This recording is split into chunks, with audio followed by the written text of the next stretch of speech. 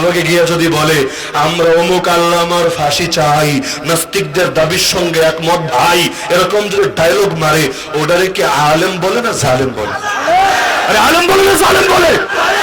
এমন আলেমের ব্যাপারে মরার পর হলো সবাই স্বীকার করে নিয়েছে আল্লাহর বান্দা নিরপরাধ ছিল। আর ঢাকা শহরে যদি জানাজা হতো, বাংলাদেশের ইতিহাসের অন্যতম সর্ববৃহৎ জামাতের সাক্ষী হতো সরকার। জিন্দা মানুষটারে তো ভয় পেত, মরার পর পর্যন্ত এমন ভয় পেয়েছিল, লাশের সঙ্গে অমানবিকতা করতে ছাড়ে নাই, জানাজা পর্যন্ত হতে দেয় নাই, না হলে গোটা জাতির সামনে প্রমাণিত হতো তার মরা বাপের জনপ্রিয়তা কতটুকু ছিল আর একজন আলেমে দ্বীন আর কোরআনের খেদমতকারী জনপ্রিয়তা কতটুকু ছিল। তাহলে এখন কেউ যদি আলেম হয়ে আলেমের শানে এই কাজগুলো করে, হবে ইখতিলাফ থাকতে পারে, ইখতিলাফের কারণে করা ভাষাও ব্যবহার হতে পারে, কিন্তু তাই বলে আপনি জালেমকে উস্কে দিতে পারেন না আলেমের বিরুদ্ধে। এখনো দেখবেন কিছু নিকৃষ্ট চিজ এই বাংলার জমিনে আছে, কথায় কথায় বলে অমুক হুজুর জেলে থাকলেই ভালো ছিল, তমুক হুজুর জেলে থাকলেই ভালো ছিল, বলে না? আরে বলে না?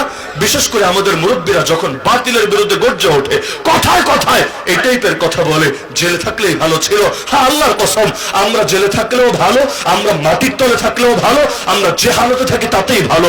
মুসলমানের লস বলতে কিছু নাই, মুসলমানের অভিধানে ব্যর্থতা বা পরাজয় বলতে কিছু নাই, কিন্তু আলেমরা যদি জেলে থাকে, তোরা যদি বাইরে থাকিস, এটা তোদের কোনো লাভ নাই, বরং এগুলোই তোদের পতন ডেকে আনবে। أعوذ بالله من الشيطان الرجيم بسم الله الرحمن الرحيم وقل جاء الحق وزهق الباطل إن الباطل كان زهوقا وقال النبي صلى الله تعالى عليه وسلم عصابتان من أمتي أحرزهما الله من النار عصابة تغزو الهند وعصابة تكون مع عيسى بن مريم صدق الله العلي العظيم وبلغنا رسوله النبي الكريم অপারেটর বক্সে সাউন্ড বাড়ান, বক্সে সাউন্ড বাড়ান।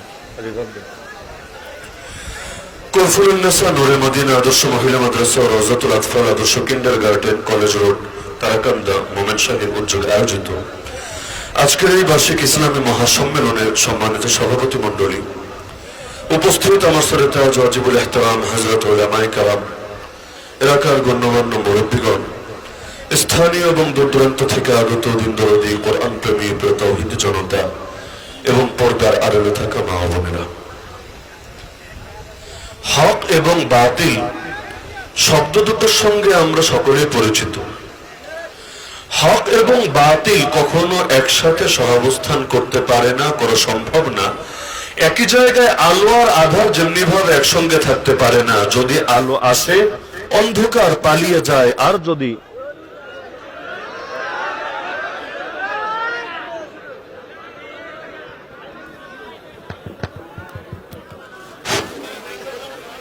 কারেন্ট নেই, যদি আলো আসে তাহলে অন্ধকার পালাতে বাধ্য, আর যদি অন্ধকারের রাজত্ব কায়েম করতে হয় তাহলে আলো নিভাতে বাধ্য। কিন্তু আলো জ্বলবে আর অন্ধকারও সেখানে থাকবে, এটা কখনোই সম্ভব না। আল্লাহ রাসূল সাল্লাল্লাহু আলাইহি ওয়াসাল্লাম জমিনের মধ্যে আলো নিয়ে এসেছেন, হক নিয়ে এসেছেন। রব্বুল আলামিন তাকে হক দিয়ে পাঠিয়েছেন। কোরআন বলছে হুয়াল্লাযী আরসালা রাসূলাহু বিল হুদা ওয়া দীনিল হক, তিনি সেই আল্লাহ যিনি তার রাসূলকে পাঠিয়েছেন হেদায়েত দিয়ে এবং হক দিন, হক ধর্ম দিয়ে। কেন? লিইয়ুযহিরাহু, যাতে করে সেই হক দিনকে তিনি বিজয়ী করেন, তিনি প্রতিষ্ঠিত করেন। আলা দ্বীনি কুল্লি, বাকি যত দিন আছে, বাকি যত ধর্ম আছে, বাকি যত মতবাদ আছে, বাকি যত আদর্শ আছে, বাকি যত তন্ত্রমন্ত্র আছে, সবকিছুর উপর ইসলামকে যাতে বিজয়ী করেন। মানে ইসলাম হবে জিন্দা আর বাকি যত জাহেলি আদর্শ আছে সব হবে মুর্দা। এজন্যই আল্লাহ তার রাসূলকে হেদায়েত দিয়ে দুনিয়াতে পাঠিয়েছেন। তো রাসূল দুনিয়াতে এসেছেনই দ্বীনের বাতি জ্বালানোর জন্য, আর দ্বীনের বাতি জ্বালানোর জন্য যখন সেটা জ্বলবে তখন এর অপরিহার্য পরিণতি হিসাবে অন্ধকার সেখান থেকে লেজ গুটিয়ে পালাতে বাধ্য হবেই হবে।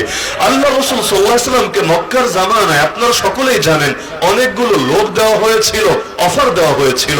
হে মুহাম্মদ, হে ভাতিজা, কি চাও তুমি বলো, তুমি যা চাও তাই তোমাকে দেব। নারী চাইলে সবচাইতে সুন্দরী নারী এনে দেব, যদি তোমার সম্পদ লাগে তাও বলো, সম্পদের পাহাড় বানিয়ে দেব। আর যদি ক্ষমতা চাও সেটাও তুমি বলে ফেলো, আমরা তোমাকে নেতা বানিয়ে নেব, দারুন নাদওয়া নামক পার্লামেন্টের সদস্য বানিয়ে নেব। তোমার মতামত ছাড়া কোনো সিদ্ধান্ত, কোনো আইন আমরা বাস্তবায়ন করব না। আর 4 নম্বরে, যদি তোমাকে জিনে ধরে থাকে তাও বলে ফেলো ভাতিজা, আমরা সবচাইতে ভালো কবিরাজ ডেকে এনে চিকিৎসা করাবো। নাউযুবিল্লাহ। আল্লাহ রাসূলকে এই যে 4টা অফার দেওয়া হলো, তিনি কি 4টা অফারের কোন একটা অফারও গ্রহণ করেছিলেন? নবী নারীর অফারও গ্রহণ করেন নাই, সম্পদের অফারও গ্রহণ করেন নাই, ক্ষমতার অফারও গ্রহণ করেন নাই। আর বাকি 4 নম্বরে যেটা দিয়েছে সেটা তো গ্রহণ করার প্রশ্নই আসে না। তো এই যে আল্লাহ রাসূলকে ক্ষমতার অফার দেওয়া হলো, গ্রহণ করলেন না কেন? আমাদের তো অবস্থা এমন, আরে হাজার হাজার বাঙালি পাবেন এমন নিজেকে ক্ষমতার গদিতে নেওয়ার জন্য আর ক্ষমতায় গদিতে থাকার জন্য আরে মানুষ হয়ে অমানুষের কাজ করতেও রাজি, মানুষ হয়ে কুত্তা বিড়ালের স্তরে নিজেকে নামিয়ে আনতে রাজি। জীবনের মাকসাদই হলো ক্ষমতা, জীবনের মাকসাদই হলো নিজের গতি রক্ষা করা, এর বাইরে যেন কোনো কিছুই বোঝে না। এজন্য খুন করা লাগলে খুন করতে রাজি, গুম করা লাগলে গুম করতে রাজি, সন্ত্রাস লাগলে সন্ত্রাস করতে রাজি, চাঁদাবাজি লাগলে চাঁদাবাজি করতে রাজি, যত আকাম কুকাম আছে সব করতে রাজি, বিনিময়ে তার ক্ষমতা লাগবেই লাগবে। যদি জিজ্ঞাসা করেন ক্ষমতা পেলে কি হবে, বলবে দেশের সেবা হবে, দশের সেবা হবে, জনতার খেদমত হবে। কারণ এই দেশে ক্ষমতায় যারা যায় একথা বলতে পারবে না যে আমি না খেয়ে মরছি, এখন ক্ষমতায় গেলে মাসে যে লাখ 2-1 টাকা বেতন পাবো এটা দিয়ে আমার সংসার চলবে, এজন্য আমি ক্ষমতায় যেতে চাচ্ছি। একটা এমপির বেতন কত, একটা মন্ত্রীর বেতন কত, একটা প্রধানমন্ত্রীর বেতন কত? তার চাইতে মজার বিষয় হলো গণতান্ত্রিক দেশ যেগুলো আছে বাংলাদেশের মতো গণতান্ত্রিক দেশের নিয়ম অনুসারে এই সমস্ত দেশে জনগণ হয় ক্ষমতার মালিক, আর যারা ক্ষমতায় থাকে, যারা প্রশাসনে থাকে, যারা রাজনৈতিক বড় বড় গদি দখল করে থাকে তারা হয় জনগণের চাকর, জনগণের কর্মচারী। নিয়ম কিন্তু এটাই যে গণতান্ত্রিক দেশের মতো জনগণই মূল চালিকা শক্তি, জনগণকে বলা হয় ক্ষমতার মালিক। আর পুলিশই হোক, সেনাবাহিনী হোক, মন্ত্রী হোক, এমপি হোক, প্রধানমন্ত্রী হোক, সবাই হলো জনতার কর্মচারী, জনতার শ্রমিক। এজন্য আইন অনুসারে মানুষ পুলিশকে স্যার বলবে না, পুলিশ জনগণকে স্যার বলবে, এটাই আইন, এটাই কথা, এটাই হওয়া দরকার ছিল, লেকিন হয় নাই, সব ক্ষেত্রে উল্টে গিয়েছে। এমনকি দরকার ছিল রাস্তায় যদি গাড়ি আটকায়, কাগজপত্রও ঠিক নাই, তবুও আপনাকে সম্বোধন করবে সম্মানের সাথে, স্যার স্যার বলে। আর এখন তো মাহফিলের অনুমতিও যদি আনতে যায় আগে বাপ মা তুলে গালি দিয়ে তারপর কথা শুরু করে। হওয়া দরকার ছিল একটা, হয়ে গেছে আরেকটা। তো যে প্রসঙ্গে বলছিলাম, যারা ক্ষমতায় থাকে তারা তো চাকর, যে যত বড় ক্ষমতাধর সে তত বড় চাকর, তত বড় চাকরানি। মহিলা হলে চাকরানি, পুরুষ হলে চাকর। তো চাকর হওয়ার লোভ কিসের জন্য, আরে চাকরানি হওয়ার লোভ কিসের জন্য? শুধুই জনগণের খেদমত করার জন্য? বলবে না, জনগণ তো হলো আমাদের জন্য একটা হাতিয়ার, হাতিয়ার যদি না থাকে তাহলে ধান্দা করবো কিভাবে? তো এখন কথায় কথায় উন্নয়ন উন্নয়ন, দেশপ্রেম দেশপ্রেম, মুক্তিযুদ্ধের চেতনা মুক্তিযুদ্ধের চেতনা, কিন্তু ডায়লগ আর ডায়লগ মারতে থাকবে, তো সবকিছুর পেছনে খালি ধান্দাবাজি চলতে থাকবে। তো এখন ক্ষমতার অফার আল্লাহ রাসূলকে যেচে দেওয়া হচ্ছে, নিজে পোস্টারিং করে করে ক্ষমতা চাচ্ছেন না, মাইকিং করে করে ক্ষমতা চাচ্ছেন না, কোটি কোটি টাকা ব্যয় করে ভোট কেনারও ফিকির করছেন না। বাঙালি তো সাধে ভোটও দেয় না, কয়জন মানুষ ভোট দেয়? হ্যাঁ, গত 15 বছর দেয় না ভিন্ন কারণে, কারণ সকাল 10টায় রোদে পড়ে ভোট দিতে গিয়ে কি করবে, তাহাজ্জুদের সময় তামল খতম হয়ে গিয়েছে। এমনকি যারা দুনিয়া থেকে চলে গিয়েছে, কবরে শুয়ে আছে, তাদের ভোটও তাদের পক্ষ থেকে প্রেতাত্মা এসে দিয়ে চলে গেছে। কিন্তু যখন ভোট দেওয়া স্বাভাবিক পরিস্থিতিও থাকতো, তখনও তো ভোট বিক্রি হয় পয়সার বিনিময়ে, হয় না? টাকার বিনিময়ে, অথবা ফুসপানির বিনিময়ে, বিড়ি সিগারেটের বিনিময়ে, অথবা বিভিন্ন লোভনীয় অফারের বিনিময়ে। তা আল্লাহ রাসূলকে ভোট কিনতে হচ্ছে না, উল্টো নবীকে প্রস্তাব দেওয়া হচ্ছে, যদি খালি কবুল বলে সঙ্গে সঙ্গে তাকে নেতা মেনে নেওয়া হবে। কিন্তু আল্লাহ রাসূল কবুল বলেছেন নাকি না করেছেন? কেন না করলেন?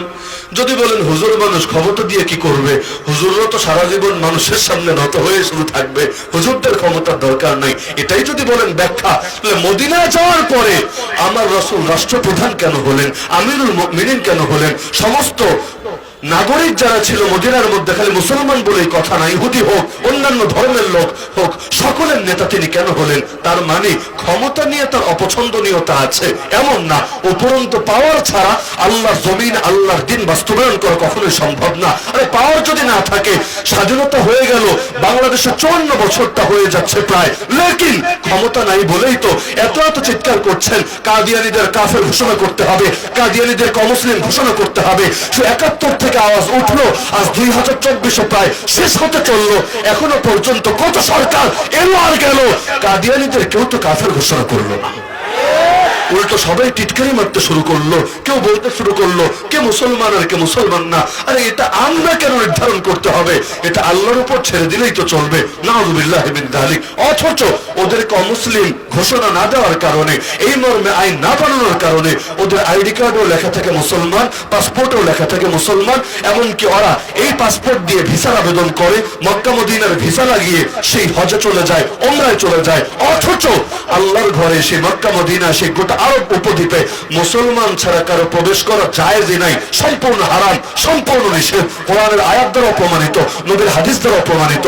এমনকি অনেক মেয়েকে পর্যন্ত বিয়ে করে, মুসলিম মেয়েকে বিয়ে করে, কিন্তু ও যে কাদিয়ানি এটা অনেকে জানে না, বা জানলেও ও যে কাট্টা কাফের এটা তো স্পষ্ট না। কাজীর কাছে যায়, কাজী বিয়ে রেজিস্ট্রি করে দেয় যে মুসলমান ছেলে আর মুসলমান মেয়ের বিয়ে হয়েছে, নাউযুবিল্লাহ। অথচ এই বিয়ে মোটেও হয় নাই, যতদিন সংসার করবে জিনা হবে, যে বাচ্চা পয়দা হবে হারামজাদা হবে। কাদিয়ানীদের কাফের ঘোষণা করা কত দিক থেকে দরকার ছিল? ওদের সালাম দিলেও তো পাপ হবে, ওরা মরলে মুসলমানের কবরস্থানে দাফন করলেও তো গুনাহ হবে, আর ওদের জানাজা যদি কোনো হুজুর পড়ায়, কোনো মুসলমান পড়ে, ওরা আমলনামাও তো গুনাহ লেখা হবে। দরকার ছিল, লেকিন 54 বছর ধরে আন্দোলন চলছে, রেজাল্ট তো জিরো হয়ে আছে। আর কত উদাহরণ লাগবে? মসজিদে আসলে আল্লাহর ইবাদত করতে পারবেন, কিন্তু আদালতে গেলে আল্লাহর ইবাদত কিভাবে করবেন? আল্লাহ বলবে একটা, আপনাকে মানতে বাধ্য করবে আরেকটা। আপনি যদি বিচারকের সামনে বলেন আল্লাহর আইন চাই, আল্লাহর আইনে বিচার চাই, বিচারক আপনাকে বলবে তুই আদালত অবমাননাকারী, আইনের প্রতি অবজ্ঞা প্রদর্শনকারী, আরে তোকে এখন রাষ্ট্রদ্রোহী মামলা দেওয়া হবে, তোকে জেলের ভাত খাওয়ানো হবে। এই যে বাংলাদেশে আলেম ওলামাকে বছরের পর বছর জেল খাটানো হয়েছে, অপরাধ কি রে ভাই? কি অপরাধ? চুরি করেছে না ডাকাতি করেছে, খুন করেছে না ধর্ষণ করেছে, রাহাজানি করেছে না টেন্ডারবাজি করেছে, দেশের সম্পদ বাইরে পাচার করেছে নাকি বাংলাদেশ থেকে ভারতের হাতে তুলে দিয়েছে? কি করেছে? কেন তাদেরকে বারবার বারবার বারবার জুলুমের শিকার হতে হয়েছে? কেউ তো জান নিয়ে ফিরে আসতে পারে নাই, লাশ হয়ে বের হয়েছে। আর যারা জান নিয়েও ফিরে এসেছে, এত জুলুম হয়েছে এক একজনের উপর, বাকি সারা জীবন এই বোঝা তাদেরকে বহন করতে হবে। অপরাধ কি ছিল? অপরাধ তো একটাই, তারা কোরআনের কথা বলেছে, হাদিসের কথা বলেছে, দ্বীনের কথা বলেছে, শরীয়তের কথা বলেছে। কোন মানুষ নামের কিছু অমানুষের আদর্শের সঙ্গে, ওদের বানানো আইনের সঙ্গে এটা সাংঘর্ষিক হয়েছে। বাস, এখন আল্লাহর কথা কেন বললো? এজন্যই শয়তানের দালালরা তাদেরকে জেলে ধরে রেখেছে। তাহলে আল্লাহ রাসূল সাল্লাল্লাহু আলাইহি ওয়াসাল্লাম তিনি ক্ষমতার প্রতি অনাগ্রহী ছিলেন বা অপছন্দ করতেন, বিষয়টা এমন না। বরঞ্চ মক্কার সময় তিনি ক্ষমতায় যাননি কেন? একমাত্র কারণ, গেলে হক আর বাতিল মিশিয়ে ফেলতে হবে, আলো আর অন্ধকার একসঙ্গে চালাতে হবে। বলবেন কিভাবে? মক্কায় একনায়কতন্ত্র ছিল না, একজনের কথাই মক্কা শহর চলতো না, বরং সেখানে তারা সবাই মিলে একসঙ্গে সলা পরামর্শে বসতো, বৈঠকে বসতো, প্রত্যেকের মতামত নেওয়া হতো। আবু জাহাল মত দিত, আবু লাহাব দিত, উতবা দিত, শাইবা দিত, আবু সুফিয়ান দিত, ওমর দিত, খালিদ বিন ওয়ালিদ দিত। সবাই মিলে মতামত দেওয়ার পর মাথা গুনে গুনে যেই দিকে মত বেশি আছে সেই মতটাকে চূড়ান্ত করা হতো, যেদিকে মত কম বা সেই মতটা প্রত্যাহার করা হতো। তা আল্লাহর নবী গিয়ে যদি ওদের সাথে বৈঠকে বসেন, পয়েন্ট বুঝেন, নবী গিয়ে যদি ওদের সাথে বৈঠকে বসেন, মনে করেন আলোচনা শুরু হলো যে যারা চুরি করবে এদের কি সাজা দেওয়া যেতে পারে? আল্লাহ নবী বলবে, কোরআনে আল্লাহ জানিয়ে দিয়েছেন ওদের হাত কেটে দিতে হবে। যদি চোর চুরি করে, পুরুষ হোক আর নারী হোক, 10 দিরহাম পরিমাণ সর্বনিম্ন চুরি করে, সাজা হলো তার হাত কবজি থেকে, এখান থেকে না, কবজি থেকে কেটে দিতে হবে। এটা আল্লাহর পক্ষ থেকে নির্ধারিত সাজা। নবী বলার পর আবু জাহাল বলতো, ভাতিজা বিকুল বিকুল, ঠান্ডা হও, মাথায় তো গরম করো না, আরে চুরি করলেই হাত কাটা যাবে না, আগে দেখতে হবে দলের লোক না বিরোধী দলের লোক?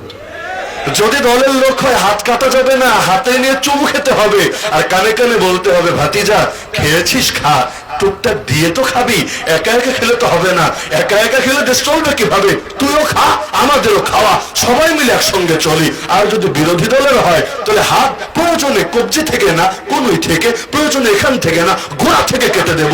আবু লাহাব বলতো, থাক এই জামানায় এত কড়াকড়ির দরকার কি, এগুলো বর্বরতা, এগুলো নৃশংসতা, আরে 10টা 20টা চড়থাপ্পড় দিয়ে ছেড়ে দেবো। আর একজন বলতো, না এক কাজ করি, 1 মাসের জেল দিয়ে দেই, 1 মাস জেল খাটার পর ওকে ছেড়ে দেবো। এক একজন এক এক কথা বলতো, এরপর মাথা গোনা হতো, কি রে জেলের পক্ষে কে, হাত কাটার পক্ষে কে, চরের পক্ষে কে, ছাড়ার পক্ষে কে। দেখা যেত যেই পক্ষে মত বেশি সেটাকে আইন হিসাবে চূড়ান্ত করা হতো। এভাবে কখনো রাসূলের পক্ষে মত যেত, কখনো রাসূলের বিপক্ষে মত যেত। ইসলাম তো বলে, আল্লাহ বলেছেন বাস, এবার পৃথিবীর কেউ বলুক বা না বলুক সেটাই চূড়ান্ত, সেটাই কার্যকর। কিন্তু এভাবে নবী যদি ক্ষমতায় যেতেন, আল্লাহটা সর্বদা চূড়ান্ত হতো না। কখনো আল্লাহ পাস আর কখনো আবু জাহাল, আবু লাহাব, উতবা সাইবা পাস। নাউযুবিল্লাহ। এটাকে তাওহীদ বলে না, শিরক বলে, ঈমান বলে না, কুফর বলে, হক বলে না, হক বাতিল মিশে জগা খিচুড়ি হওয়া বলে। আল্লাহ নবী মক্কায় কেন ক্ষমতা নেন নাই? একমাত্র ব্যাখ্যা, দ্বিতীয় ব্যাখ্যা পারলে বোঝানো আমাকে, যে আল্লাহ নবী মক্কায় যদি ক্ষমতা নিতেন তাহলে হক জিন্দা হতো না, আল্লাহর জমিন, আল্লাহর দিন বিজয়ী হতো না, বরং জলা খিচুড়ি হতো, গোলালু হতো। গোলালু বুঝেন? সব তরকারির সঙ্গে চলে। দুনিয়ার মধ্যে কেউ গোলালু হলে ওর জেলেও যাওয়া লাগে না, আর ফাঁসির দড়িও গলায় পড়া লাগে না, ওর নামে হামলা মামলাও হয় না। আরে ফ্যাসিস্ট থাকুক আর স্বৈরাচার থাকুক, এক নায়ক থাকুক আর 10 নায়ক থাকুক, এক নায়কতন্ত্র এক নায়িকা তন্ত্র যদি থাকে ওর কোনো টেনশন থাকে না, সব সময় সে আরামে থাকতে পারে। কেন? চাটাচাটি যারা করতে পারে এদের প্রতি কেউ নারাজ হয় না, সকলে রাজি থাকে। আল্লাহ নবী আমাদেরকে শিখিয়েছেন না, জীবন একটা, এই এক জীবন আল্লাহর জন্য কোরবান করে দিতে হবে। আর সুখের দিন হোক আর দুঃখের দিন হোক, সুর একই থাকতে হবে। মক্কায় আমার নবী মার খেয়েছেন, তারপর যেই ভাষায় কথা বলেছেন, মদিনায় যখন গিয়েছেন ভাষা পরিবর্তন করেন নাই, একই ভাষায় কথা বলেছেন। কি শিখালো ইসলাম? যে তুমি বিজয়ী হও, তুমি পরাজিতই হও, তুমি মাজলুমে হও আর তুমি দেশের শাসকে হও, তোমার কথা চেঞ্জ হবে না, সুর চেঞ্জ হবে না, কোরআনের আয়াত চেঞ্জ হবে না, সব একই থাকবে। যদি দেখেন যে সরকার একটা ক্ষমতায় আসলে এক সুরে কথা বলে আর ক্ষমতা থেকে চলে গেলে সুর আবার সম্পূর্ণ চেঞ্জ করে ফেলে, বুঝবেন সে আল্লাহর নবীর খাঁটি ওয়ারিস না, সে ধান দেওয়া ছাড়া কিছু না। এই যে মুসলমানের কথা সব সময় এক থাকবে, যে যদি লোকে গালি দেয় তাও এই ভাষায় কথা বলবে, যদি লোকে হামলা মামলা চালায় তো একই ভাষায় কথা বলবে। আলহামদুলিল্লাহ, হকপন্থী ওলামায়ে কেরামের দিকে তাকান, যখন বাংলা জমিনে জিহাদ শব্দকেও নিষিদ্ধ করে ফেলা হয়েছিল, ফেলা হয় নাই? জিহাদকে জঙ্গিবাদ বলে চালিয়ে দেওয়া হতো, জিহাদকে সন্ত্রাস বলে চালিয়ে দেওয়া হতো। আর হুজুর একটারে ধরে সামনে কয়েকটা বই সাজিয়ে রেখে বলতো জিহাদি বই পাওয়া গিয়েছে, মানে কি জানি কবিরা গুনাহ হয়ে গিয়েছে। আরে জিহাদি বই আবার কি জিনিস রে ভাই? যে কোরআনে নামাজ নিয়ে আয়াত আছে মাত্র 82টা, একই কোরআনে জিহাদ নিয়ে আয়াত আছে 484টা। তো যার সিনায় কোরআন আছে সে যদি 82টা নামাজের আয়াত নিয়ে বয়ান করে, যার সিনায় কোরআন আছে সে 484টা জিহাদ আয়াত গোপন রাখবে কিভাবে? জিহাদের কথা তো বলাই লাগবে, আরে গোপন রাখবে কিভাবে? দুনিয়ার চোখে চোখ রেখে তো উল্টোই হুঙ্কার ছুড়বে। তোদের চোখে জিহাদের কথা বলা যদি জঙ্গিবাদ হয়, মুসলমান জঙ্গিবাদী গায়ে খেতে রাজি। তোদের চোখে দিন কায়েমের কথা যদি উগ্রবাদ হয়, মুসলমান উগ্রবাদী গালি খেতে রাজি। তোদের চোখে খিলাফা যদি মৌলবাদ হয়, মুসলমান মৌলবাদী গালি খেতে রাজি। তোদের পক্ষে মাজলুমের পাশে দাঁড়ানো যদি সাম্প্রদায়িকতা হয়, মুসলমান সাম্প্রদায়িক গালি খেতে রাজি। আল্লাহর কসম, তোরা যত গালি দেশ, মুসলমান সব গালি খেতে রাজি, কিন্তু গালির ভয়ে আল্লাহ দ্বীনের একটা বিধান ছাড়তে রাজি না।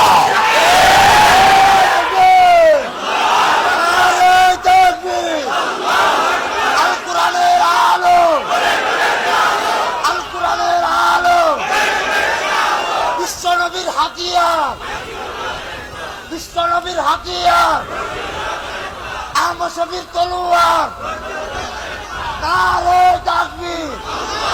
কত বড় দুঃখের কথা, কোরআন যে আমানত আমাদেরকে দিয়েছে, আল্লাহ রসুল যে আমানত আমাদেরকে দিয়ে গিয়েছেন, সাহাবায়ে কেরাম রক্তের বিনিময়ে যে আমানত ধরে রেখেছেন, দুনিয়ার বাতিলের গালির ভয়ে, হামলা মামলার ভয়ে মুসলমান সে আমানত ছেড়ে দেবে? আল্লাহ নবীর এক সাহাবী ছিলেন যার নাম জাফর রাদিয়াল্লাহু আনহু, বাবার নাম খাজা আবু তালেব, অর্থাৎ আলী রাদিয়াল্লাহু আনহু ভাই। এক জিহাদের মধ্যে আল্লাহ নবী তাকে সেনাপতি বানিয়েছিলেন। তার হাতে ছিল ঝান্ডা। জিহাদের ময়দানে তৎকালীন যুগে পতাকা হাতে রাখা লাগতো। কেন? দুই দলের পতাকা যদি হাতে থাকে, আসমানে উঠতে থাকে, সবাই মিলে বুঝবে যে জিহাদ বা লড়াই যুদ্ধ এখনো চালু আছে, পরাজয় আসে নাই, আত্মসমর্পণ করে নাই। যদি দেখে এক পক্ষেরটা উঁচু আছে আর এক পক্ষেরটা নেমে গেছে, তাহলে বুঝবে হয়তো সারেন্ডার করেছে, না হলে পরাজিত হয়ে গিয়েছে। তো এজন্য যুদ্ধের ময়দানে পতাকা উড়িয়ে রাখা এটা বড় গুরুত্বপূর্ণ দায়িত্ব ছিল। এবং যারা হামলা করত ওরা পতাকা বাহীকে বিশেষভাবে টার্গেট করত। অনেক ক্ষেত্রে যিনি সেনাপতি হতেন তিনি এক হাতে পতাকা ধরে রাখতেন। তো জাফর রাদিয়াল্লাহু আনহু তার হাতে ছিল নবীর দেওয়া পতাকা, কালেমার পতাকা, ইসলামের পতাকা, দ্বীনের পতাকা, শরিয়াতের পতাকা। এক কাফের এসে তরবারি দিয়ে তার হাতের মধ্যে একটা কোপ মারলো, হাত কেটে গেল। এমন ভাবে কাটলো যে শরীর থেকে আলাদা হয়ে গেল।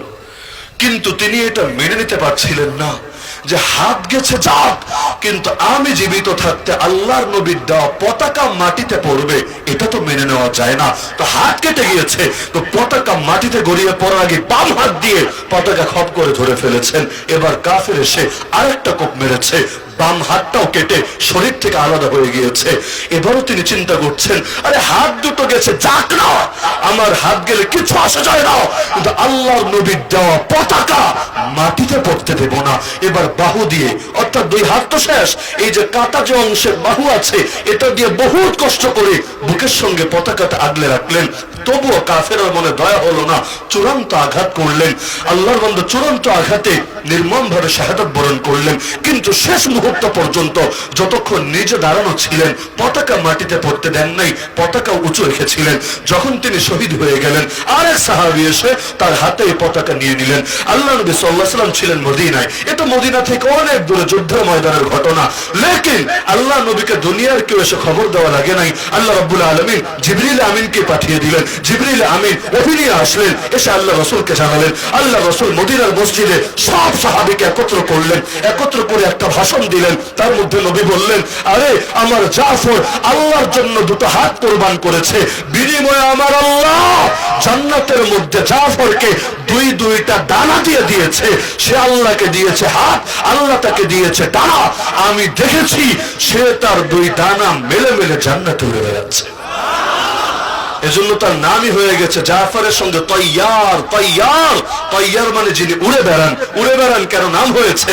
কারণ নবী বলেছেন, আমি দেখেছি সে নিজের ডানা মেলে মেলে জান্নাতে উড়ে বেড়াচ্ছে। তো সাহাবায়ে কেরাম জান দিয়ে দিতেন, কিন্তু আল্লাহর নবীর দেওয়া পতাকা জমিনে পড়তে দিতেন না। এমনকি নিজের দেহে আঘাত আসলে এটাও পরোয়া করতেন না। আবু জাহালকে যে দুইটা বাচ্চা হত্যা করেছিল, একজনের নাম মুআজ আর একজনের নাম মুআওয়াজ, তাদের একজনের হাতের মধ্যে কাফের কোপ মেরে দিয়েছিল। হাতটা কেটেছে, কিন্তু কেটে শরীর থেকে পুরো আলাদা হয়নি, গোশতও কেটেছে, হাড্ডিও কেটেছে, কিন্তু লাস্ট মাথায় চামড়ার সঙ্গে হাতটা ঝুলেছিল, এভাবে ঝুলছিল। কারো যদি জীবনে কাটার অভিজ্ঞতা থাকে বোঝার কথা, যদি কোনো অঙ্গ ঝুলে থাকে, যতবার এটাতে নাড়া লাগে ততবার ভেতরে কলিজাটা মোচড় দিয়ে ওঠে। আল্লাহর বান্দা হাতটা যখন কেটে গেল, আরেক হাতে তরবারি নিয়ে কাফেরের বিরুদ্ধে লড়াই চালিয়ে যাচ্ছিল। বদরের ময়দানের অবস্থা তো সবাই জানেন। এমনি মুসলমান সংখ্যায় 3 গুণ কম, অস্ত্র শস্ত্রের ঘাটতি, বসে থাকার সুযোগ কোথায়, আরেক হাত দিয়ে লড়াই চালিয়ে যাচ্ছেন। তো যতবার এই হাতে টান লাগছিল, কলিজায় মোচড় দিয়ে উঠছিল, তিনি বুঝতে পারছিলেন এই ব্যথা নিয়ে বেশিক্ষণ লড়াই করতে পারবো না, কি করা যায়। এবার হাতটাকে মাটির উপরে রাখলেন, পা দিয়ে হাতের উপর পাড়া দিলেন, তারপর এদিক থেকে এমন জোরে টান মারলেন, আর হাতটা শরীর থেকে ছিন্ন হয়ে গেল। এবার অবশিষ্ট হাত দিয়ে ঠিকই আল্লাহর দ্বীনের পথে লড়াই চালিয়ে গেল। হাত কোরবান করতে রাজি, কিন্তু নবীর আদর্শ থেকে, জিহাদের পথ থেকে এক চুল পরিমাণ সরতে রাজি না। অথচ দেখেন আমরা নাউযুবিল্লাহি মিন যালিক।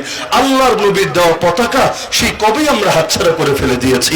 বাংলাদেশ মুসলিম দেশ, মুসলমানের দেশের ছাদে ব্রাজিলের পতাকা দেখবেন, আর্জেন্টিনার পতাকা দেখবেন, স্পেনের পতাকা দেখবেন, ইটালির পতাকা দেখবেন, ফ্রান্সের পতাকা দেখবেন, সব কাফের মুশরিকদের পতাকা দেখবেন। এমনকি এখন তো রংধনুর পতাকা ওড়াতে শুরু করেছে, সমকামিতার প্রতীক, এলজিবিটিকিউর প্রতীক। তো সমকামিতার পতাকা উড়বে বাংলাদেশে, তো কালেমার পতাকা যদি খালি কেউ উড়ায়, এটা নিয়ে ওদের গায়ে এমন ভাবে আগুন জ্বলে ওঠে, বলে দেখ দেখ দেখ, বাংলাদেশে জঙ্গিবাদের উত্থান শুরু হয়েছে।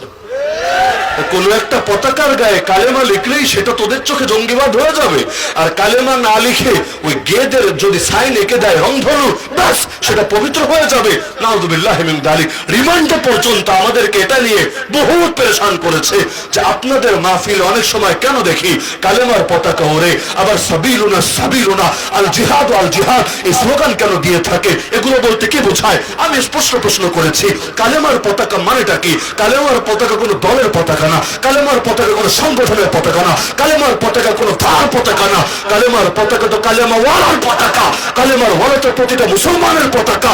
তোমাদের চোখে কালেমার পতাকা জঙ্গিবাদের পতাকা হতে পারে, কিন্তু মুসলমান কালেমার পতাকা জঙ্গিবাদ গালির ভয় কিছুতেই ছাড়তে পারে না।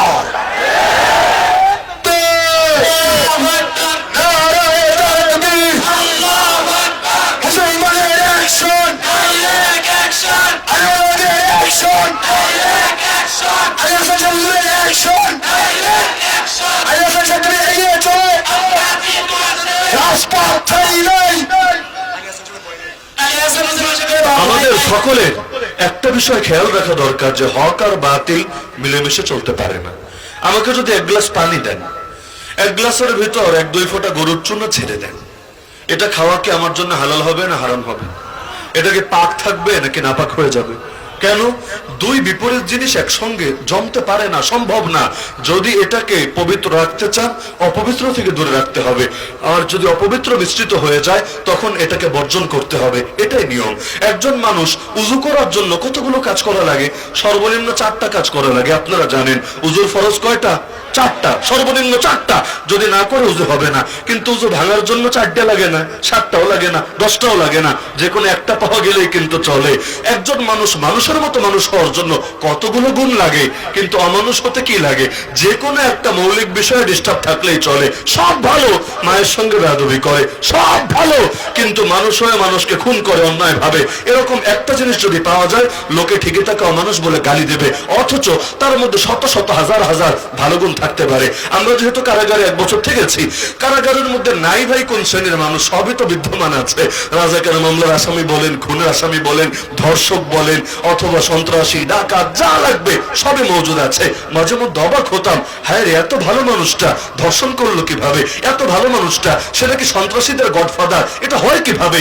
পরবর্তীতে বুঝতাম না, তার আসলে 2টা রূপ কাজ করে, একটা আমাদের সামনে আর আরেকটা হলো বাইরে। জেলের মধ্যে টিটি, যারা টিটি মানে টপ টেরর মানে একেবারে উচ্চ পর্যায়ের সন্ত্রাসী, এদের অনেক আলেম ওলামা এই পরিমাণ খেদমত করেছে, সুবহানাল্লাহ। মানে এগুলো বললে শুধু বলাই যাবে ঘন্টার পর ঘন্টা, লেকিন বাইরে তাদের এমন মাফিয়া রাজত্ব আছে, তাদের নাম শুনলেও এলাকার লোকেরা, এমনকি সাধারণ দণ্ড পর্যন্ত থরথর করে কাঁপে। তো দেখা যায় একজন অমানুষের ভেতরে অনেক মানুষের গুণ থাকে, কিন্তু একটাই যদি শয়তানি বেশি প্রকাশিত হয়ে পড়ে, তখন মানুষ ধরে আর মানুষ বলে না, আস্ত অমানুষ বলে। তো বলছিলাম, আল্লাহ নবী এসেছেন হক বাতিল মিলিয়ে জগা খিচুড়ি পাকানোর জন্য, নাকি বাতিলকে নামিয়ে হকের উঁচু করার জন্য? একটা ঘটনা বললে আরো ভালো বুঝবেন। মক্কা বিজয়ের আগের রাতের কথা, আল্লাহ রাসূল সাল্লাল্লাহু আলাইহি ওয়াসাল্লাম হিজরতের 8 বছরের মাথায় মক্কা বিজয় হয়েছে। কাবা থেকে 360টা মূর্তি বিদায় করা হয়েছে। যেদিন মক্কা বিজয় হবে তার আগের রাতের কথা। আবু সুফিয়ান তখনও মুসলমান হয় নাই, কাফের। শুধু কাফেরই না, কাফেরদের সেনাপতি। আবু জাহেলের মৃত্যুর পর যুদ্ধে নেতৃত্ব দেয় নিয়মিত। তো সে রাতের বেলা রেকি করতে বের হয়েছে। রেকি বুঝেন? মানে তদারকি করতে যে বাহিনীতে কয়জন সদস্য আছে, অস্ত্র শস্ত্র কি পরিমাণ আছে, খাবার দাবারের আয়োজন কেমন আছে, কয়দিন মোকাবেলা করে টিকে থাকা সম্ভব হবে এদের বিপরীতে ইত্যাদি যাচাই বাছাই করার জন্য আবু সুফিয়ান সে নিজেই এসেছে যে নিজের চোখে দেখি যে মুসলমানদের সঙ্গে পাঙ্গা নেওয়া যাবে নাকি যাবে না। কারণ দূর থেকে শুনে শুনেই সবকিছু আইডিয়া করা যায় না, নিজের চোখে দেখলে ভালো ক্লিয়ার হয়। অনেকে আছে না, বাংলার জমিনে তো ছিল, সারা বছর না সারা জীবন জুড়ে বলে গেছে খেলা হবে খেলা হবে, কিন্তু যখন খেলার ময়দান কায়েম হয়ে গিয়েছে, খেলোয়াড়রাও সবাই একেবারে মাঠে ময়দানে নেমে এসেছে, রেফারিরাও বাঁশি ফু দিয়ে রেডি হয়ে আছে, সবই রেডি, এখন আর খেলোয়াড়দের টর্চলাইট দিয়ে খুঁজে পাওয়া যাচ্ছে না। কি রে ভাই, সারাদিন খেলতে চাইলা, খেলা যখন শুরু হলো তখন কই গেলা? বলবে না রে, নিজের চোখে তো দেখেছি, ব্যাপার কি হয়েছে, এখন খেলোয়াড় তো এত শক্তিশালী হয়ে এসেছে, পরিমাণে এত বেশি নেমেছে, এখন যদি খেলতে নামি খেলার সবকিছু ব্যাপারে মিটিয়ে দেবে। তো এখন আবু সুফিয়ান এতকাল এত গরম, নবীর সঙ্গে গিয়ে গায়ে পড়ে যুদ্ধ করে, হিরাক্লিয়াসের কাছে গিয়ে পর্যন্ত নবীর নামে ভুলভাল তথ্য দেওয়ার চেষ্টা করে, কত লাইনে কত ষড়যন্ত্র। লেকিন এবার নিজেই দেখে চিন্তা করলো, হায় রে, গরম তো সব কাল সকালে শেষ হবে, এই বাহিনীর মোকাবেলা করা আমাদের কারো পক্ষে সম্ভব না। তো এগুলো বসে বসে চিন্তা করছিল যে ক্ষমতা এভাবেই চলে যাবে, রাজত্ব এভাবেই হাতছাড়া হবে, আরে আমরা ছিলাম এক নাও, লেকিন এখন এসে মোহাম্মদ আমাদের সব দখল করে নিবে, চিন্তায় কোনো কিছু খুঁজেই পাচ্ছে না। আর আল্লাহর কি কুদরত, আল্লাহর জামানায় দেখবেন সিস্টেমটা কি বানান। নবী মুসা আলাইহিস সালাম বড় হয়েছিলেন কার ঘরে জানেন না সবাই? কার ঘরে? ফেরাউনের ঘরে। মানে বাংলায় বললে আমরা বলতে পারি পালক পিতা, কারণ যে পেলে পেলে বড় করে তারই তো পালক পিতা বলে। তো জন্মদাতা পিতা আরেকজন, লেকিন ফেরাউন খেলা বানিয়ে দিয়েছিলেন পালক পিতা। যে ফেরাউন তাকে মারার জন্য এতগুলো নিষ্পাপ শিশুকে হত্যা করলো, আল্লাহর কি কুদরত, ওই ফেরাউনের ঘরেই আল্লাহ কিনা তার সবচাইতে, ফেরাউনের সবচাইতে বড় দুশ্মনকে তার ঘরেই বড় করলো। এমনকি বড় হয়ে শেষ না, অবশেষে তার হাতেই তার চিরপতন ঘটলো। আল্লাহ রাসূল সাল্লাল্লাহু আলাইহি ওয়াসাল্লাম তিনি বড় হলেন কাদের চোখের সামনে? এ আবু জাহাল, এ আবু লাহাব, এ আবু সুফিয়ান, এই উতবা, এই সাইবা, ওদের কাছেই তো। এমন করে সব সময় ভয় থাকতো যাতে করে মোহাম্মদ বাইরে কোথাও যেতে না পারে, যা হবে ঘরের ভেতরে হবে। বর্তমানে যেমন টেনশনে থাকে, দেশে থাকে থাক, লন্ডন যাতে না যায়, আমেরিকা যাতে না যায়, অমুক দেশে তমুক দেশে যাতে না যায়, না হলে কপালে বিপদ আছে। নবী যে তয়েফে গিয়েছিলেন, তয়েফে যাওয়ার পর আল্লাহ নবীর দাওয়াত যখন কবুল করে নাই, আসার সময় নবী বলে এসেছিলেন, শোনো, দাওয়াত কবুল না করলে নাই, কিন্তু মক্কায় খবর দিও না যে আমি এসেছিলাম।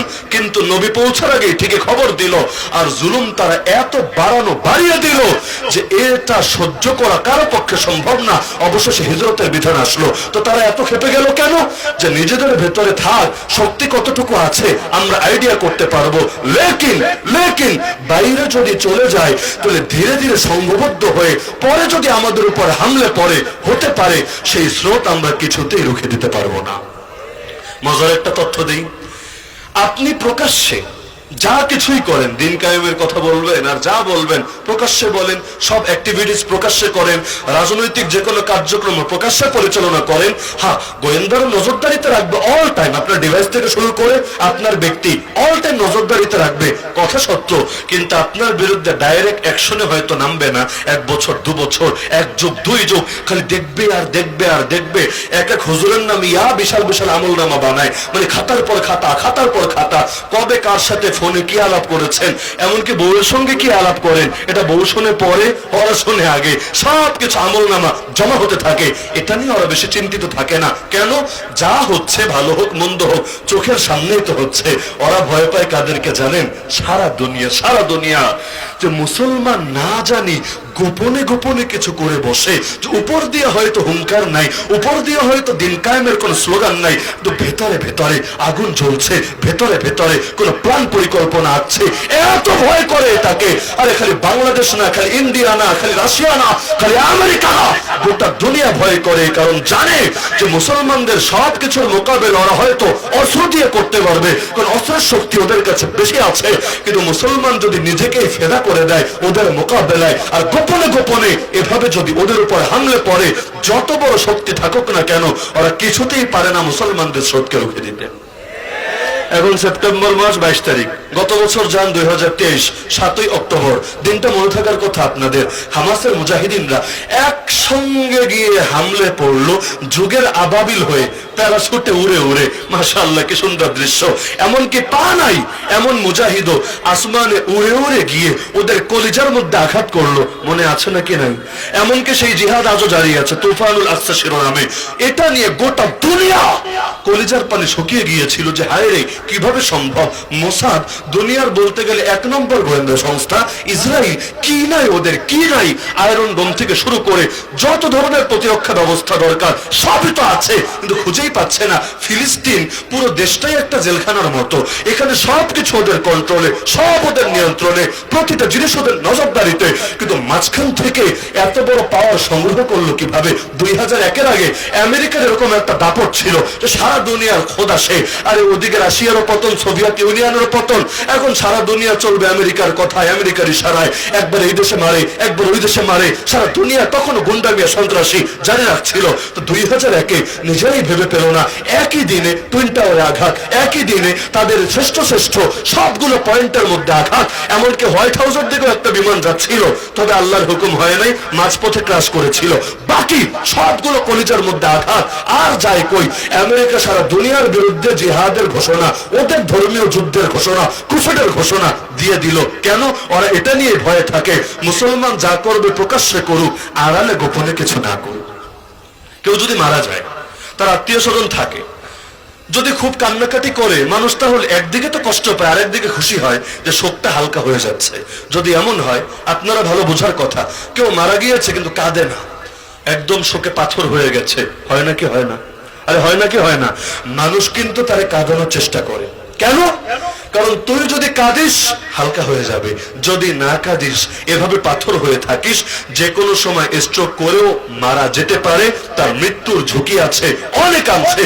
এজন্য মানুষ পারলে তারা কাঁদায়, বিভিন্ন ভাবে কাঁদানোর চেষ্টা করে। তো কাফের মুশরিকরাও চায় এটা, আমাদের হাতে মুলা ধরিয়ে আমাদেরকেও কিছুটা নাচাতে, আমরা যাতে ওদের ঢোলের বাড়ির সঙ্গে নাচতে থাকি। আর আমাদের তেমনি লোকে বলে হুজুগে। তো একদিকে নাচুন্না বুড়ি, আর উপর মাঝে মধ্যে দেয় ঢোলের বাড়ি, যে নাচবি নাচ, কত নাচতে পারবি, সামনেই নাচ, আড়ালে কিছু করিস না। কিন্তু ভয়, বড় ভয়ে থাকে যদি মুসলমান আড়ালে শক্তিশালী হয়ে ওদের বিরুদ্ধে ময়দানে নামে, ওরা জানে পৃথিবীর কোন শক্তি দিয়ে পারবে না মুসলমানকে দমিয়ে রাখতে। তো কথাগুলো আরেকটু ভেঙে চুরে বোঝানো যেত, তবে একদিনে বেশি ডোজ দিলে আবার হজমে ঝামেলা হতে পারে, এজন্য এটার আর ব্যাখ্যায় আমি যাচ্ছি না। এবার আসি মূল কথায়, যে হক আর বাতিল একসঙ্গে মিশে চলতে পারে নাকি পারে না? তাহলে হয়তো হক থাকবে, না হলে বাতিল থাকবে, হয়তো আলো থাকবে, না হলে অন্ধকার থাকবে। কোরআন বলছে ওয়াকুল জাআল হক ওয়া যাহাকাল বাতিল ইন্নাল বাতিলা কানা যাহুকা। নবী বলে দেন হক এসেছে, বাতিল দূর হয়েছে। নিশ্চয়ই বাতিল দূর হওয়ারই ছিল। আমার নবী মক্কা বিজয়ের পর যখন কাবায় ঢুকলেন, বাইতুল্লাহ ঢুকলেন, 360টা মূর্তি দেখতে পেলেন। আমার রাসূল এক একটা মূর্তির সামনে দিয়ে হেঁটে হেঁটে যাচ্ছিলেন, এই আয়াত তেলাওয়াত করছিলেন, আর হাতে থাকা লাঠি দিয়ে ইশারা করছিলেন। নবীর ইশারা করতে দেরি, এক একটা মূর্তি মুখ থুবড়ে পড়ে যেতে দেরি না। আল্লাহ নবী চক্কর দেওয়া শেষ করলেন, এক একটা করে সবগুলো মূর্তি মাটিতে মুখ থুবড়ে পড়েও শেষ হয়ে গেল। আমি তো এখনো ভেবে পাই না, বাংলাদেশ স্বাধীন হলো, এখনো দেশের মধ্যে রাস্তা ঘাটে, অলিতে গলিতে এত ভাস্কর্য, এত প্রতীক কিভাবে থেকে গেল? অনেকে আমার এই কথা বিরোধিতা করতে পারেন, হুজুর এগুলো এখনো সময় না, এগুলোর জন্য সময় আসবে। সময় কবে আসবে? যখন তোর মাথার মুন্ডু কাটা যাবে তখন আসবে। আরে যেই ঘরে মূর্তি থাকে, মুসলমান যদি হয় তো ঘরের মধ্যে ছবি থাকে, মূর্তি থাকে, কুত্তা থাকে, ওই ঘরে রহমতের ফেরেশতা প্রবেশ করে?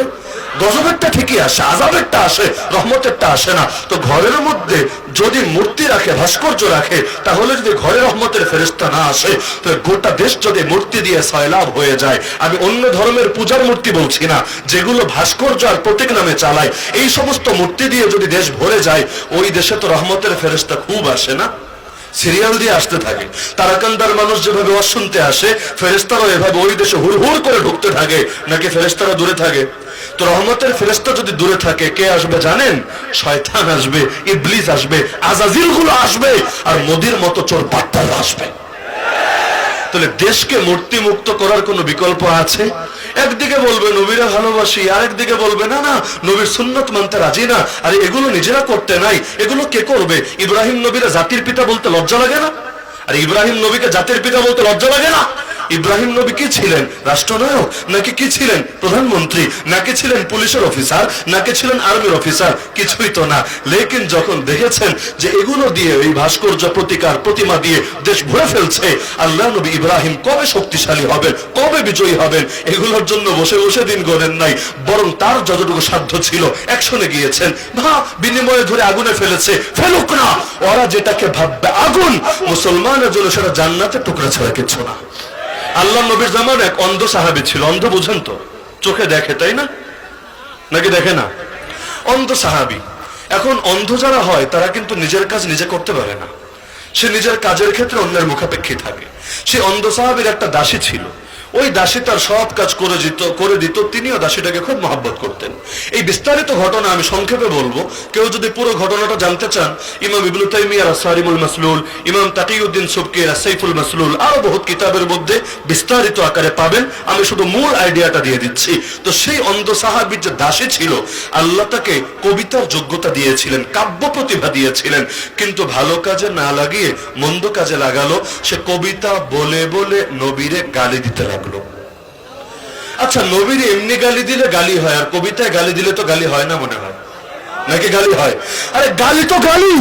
তুমি বিজ্ঞানের থিওরি দিয়ে গালি দাও, ফিলোসফির কোন থিওরি দিয়ে গালি দাও, তুমি কবিতা দিয়ে গালি দাও, আর গদ্য দিয়ে গালি দাও, আর সাংবাদিকতার নামে গালি দাও, দেখার বিষয় না। গালি সেটা গালি। আর মুসলমান আল্লাহ নবীর সামনে কখনো গালিগালাজ সয়ে নিতে রাজি না। আল্লাহ তারা যোগ্যতা দিলেন, যোগ্যতা ভালো কাজে না লাগিয়ে মন্দ কাজে লাগালো। ওই তাসলিমুল হাসান একটা দেখেন না, আল্লাহ তো যোগ্যতা দিয়েছিলেন, চাইলে ভালো কিছু করতে পারতো না? যদি ভালো কিছু করতো উম্মত হয়তো তাকে জামানার আয়েশা বলতো, জামানার রাবেয়া বস্তি বলতো, কিন্তু ভালো লাগলে কাজে না লাগিয়ে বুড়ি হয়েছে বুড়ি। এমনকি এখন পুরুষও তারা ডাকে না, আরে খালি ধিক্কার মারে, পুরুষ জাতি ভালো না, পুরুষ জাতিরে দিয়ে কিচ্ছু হবে না। কেন ভালো না? যতদিন খাটকা পাতা পুরুষ ততদিন ভালো ছিল, এখন বুড়ি হয়েছিস, কেউ তোরা ডাকে না, ক্লায়েন্ট কেউ আসে না, এজন্য পুরুষ জাতি আর ভালো না। আফসোসের বিষয়, তো এই বুড়ি বয়সে এসেও ইসলাম নিয়ে চুলকানি ছাড়ে না। তো সেই দাসী কবিতা লিখে লিখে নবীরা গালি দিত। একদিন অন্ধ সাহাবীর কানে আসলো, সাবধান করে দিল, খবরদার দ্বিতীয়বার নবীর শানে বেয়াদবি হলে আমি কিন্তু মেনে নেব না। দাসী ভেবেছে যতই হোক অন্ধ বেটা কি আর করবে আমার, আর যদি বেশি উত্তেজিত হয় কি করবে? চট থাপ্পড় দিবে, বকাঝকা করবে, ব্যাপার না, পরবর্তীতে খুশি করে দেবে। কারণ মহিলা মানুষ তো ভেবেছে প্রেমের ফাঁদে ফেলে অথবা বিভিন্ন ভাবে ইমোশনাল ব্ল্যাকমেইল করে তার কাজ করে দেবে। সব সময় যে ইমোশনাল ব্ল্যাকমেইলে কাজ হয় না এটা লোকে বোঝে না। বাংলাদেশে একজন মহিলা ছিল, নাম নাই বলি, ইঙ্গিত নাই দেই, যদি তার কানে যেত অমুক খুন হয়েছে, অমুক গুণ হয়েছে, অমুককে বিচার বহির্ভূত ভাবে ক্রস ফায়ার দেওয়া হয়েছে, আর শাপলা চত্বর মানুষের রক্তে রঞ্জিত হয়েছে, টঙ্গীর মাঠে রক্ত ঝরেছে, এরকম যত খুনের খবর, যত রক্তারক্তির খবর, যত হত্যাযজ্ঞের খবর তার কাছে যেত, এক বাক্যে উড়িয়ে দিত, স্বজন হারানোর বেদনা আমার চাইতে কে ভালো জানে। কেমন ছিল নাকি ছিল না? আরে বাপরে, তোর স্বজনই স্বজন, আর কারো স্বজন স্বজন না। খালি চোখ দিয়ে কান্না একটু করতে পারলেই আর কোনো কিছু তোর জন্য নিষেধ থাকবে না। এমনকি আমি তো ভেবেই পাই না, কানলে মানুষ চোখ মোছে, এটা স্বাভাবিক। কানলে মানুষ কি মোছে? চোখ মুছে। আল্লাহর বান্দি কানতে কানতে নাকি বেহুশ হয়, খালি দেখে নাক মুছে। মেট্রো রেল দেখতে গেল শোক, হায় মেট্রো রেল, তোমার বিরহে কিভাবে থাকবো, তোমার হাত নাই, তোমার পা নাই, তোমার ঠ্যাং নাই, কত দুঃখ। দেখতে গেল নাক দিয়া পানি পড়ে, নাকের পানি সামলাতে পারে না, পদ্মা সেতুর শোকে পাথর সে নাকের পানিটা সামলাতে পারে না, রাস্তাঘাটে গাড়ি চলে না, ঘোড়া চলে না, এই চিন্তায় তার ঘুম হয় না। কিন্তু 18,000 মানুষ এখনো আহত হয়ে পড়ে আছে বাংলার জমিনে, এদেরকে নিয়ে তার ভেতরে চিন্তা কাজ করে না। আবু সাইদ মুগ্ধরা শহীদ হয়ে জান্নাতে সবুজ পাখি হয়ে যায়, এটা নিয়ে তার ভেতরে টেনশন কাজ করে না। কথা শুনলে মনে হয় ওর স্বজনে শুধু মরে, পৃথিবীর আর কারো স্বজন মরে কিছু আসা যায় না।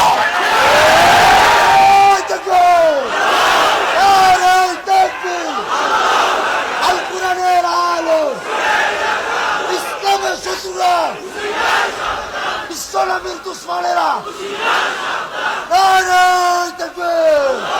বাংলা একটা কথা বলে, কামা তাদিনু তুদানু, আরবিতে বলে কামা তাদিনু তুদানু, যেমন করবা তেমন পাবা, যেমন কর্ম তেমন ফল।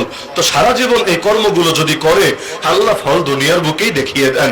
যেদিন পতন হয় মিষ্টির দোকান খালি হতে সময় লাগে না। এমনকি আমি তো অনেকে জানেন তখন এয়ারপোর্টের ভেতরে আটকা, মানে ঢাকা এয়ারপোর্টে এমন ভাবে আটকা, এয়ারপোর্টের বাইরেও এখন বের হওয়া সম্ভব না, পুরো ব্লক করে রেখেছে। কেন? ড্যাডিজানের একটা মূর্তি ছিল এয়ারপোর্টের বাইরে, প্রায় লক্ষাধিক মানুষ এসে ড্যাডিজানের মূর্তি ভাঙবে, অনেকে ভিডিও হয়তো দেখেছেন, পরে ক্রেন এনে সেটা দিয়ে মূর্তিটা বিদায় করেছে। এর আগ পর্যন্ত ভেতরে আটকা, কিন্তু সবার কানে সংবাদ পৌঁছে গেছে যে মহিলাটা বিদায় হয়েছে, বাংলাদেশ মুক্ত হয়েছে। আর যাই কই, এখন মিষ্টি মুখ করবে কিভাবে? এয়ারপোর্টের ভেতর তো মিষ্টির দোকান টোকান নাই, যে অংশে আছে ওই অংশে আবার আমরা না, যেখানে আছে ওখানে কোনো দোকানপাট নাই, তো মিষ্টি মুখ করবে কিভাবে? তো সৌদি আরব থেকে যারা এসেছিল এদের কাছে তো সাধারণত খেজুর থাকে না, বিভিন্ন রকম খেজুর, আজোয়া খেজুর, মারিয়াম খেজুর।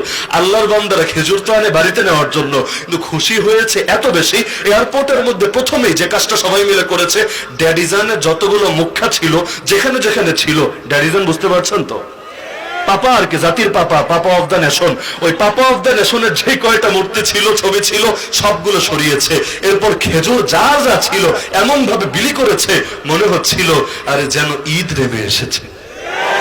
তাহলে জিনিসটা এমন, আমি এটা দেখে চিন্তা করছিলাম 1975, 1975 তো আমাদের জন্ম হয় নাই, তখন আসলে কি হয়েছে না হয়েছে আমরা তো প্রত্যক্ষদর্শীও না, কিন্তু সেদিনের মিষ্টি বিতরণ দেখে আমার মনে আসছিল যে 1975-এ মিষ্টির দোকান কেন খালি হয়েছিল, এতকাল না বুঝলেও 2024-এ বুঝে এসেছে আলহামদুলিল্লাহ। কি কষ্ট পাচ্ছেন নাকি কেউ? কেউ হয়তো ভাবছে হুজুর এখন আমাদের দিন না, এজন্য কাটা ঘায়ে নুনের ছিটা দিচ্ছেন, দিন আসুক আপনাদেরকে মজা বুঝাবো।